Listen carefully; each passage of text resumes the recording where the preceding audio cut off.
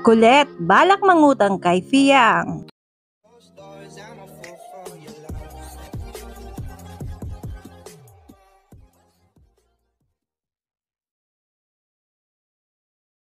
May nag-uusapan na nga mga ka-DJ na mga natirang housemates ang balak nila sa outside world kung saan balak nilang maggala at mag-party-party mga ka-DJ.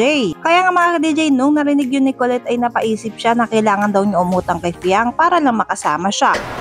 Ang hirap magbubusyo ng gano'n pera. Takbuhan. Bawal naman. Buti tahimik ako nun. Sorry po. Pero sinabi mo yun before, hindi naman talaga. Baka hindi narinig mo yun. Kung 5 na lang tayo dapat pinasok na yung lamesa. Elementary pa. Karoon wala na. At naglokohan pa nga sila mga ka-DJ ni Fiang na mag-5'6 na daw si Fia para sa kanya. Magpapa 5'6 na daw yun. 5'6". 5'7". Kasi parang mas bet ko isang buong ganito. Tapos beside kada Beach house. Beach house yun. Yun naman talaga yun. Sabi ko, beach house or yacht party? Ay, party. Wag beach house na tayo. What's nice sa yacht party kasi? Ano yun? Beach house.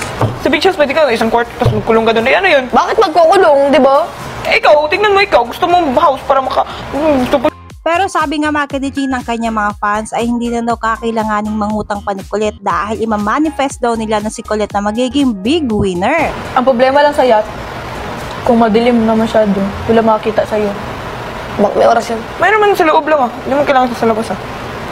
Hindi huwag ka sa labas, lalo na pag-iinom. Masarap din kasi pagka beach house. Alam mo kasi pag yacht, tapos may juice.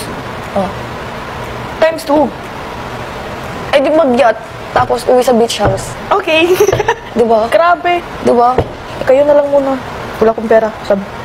Hindi naman yan sa, hindi pera, basta pupunta lang tayo. So magluto. For me, ano? I don't care saan. Basta may party. Sabi ko sa kanya, pautang muna ako pag after nito. Babayaran ko lang siya.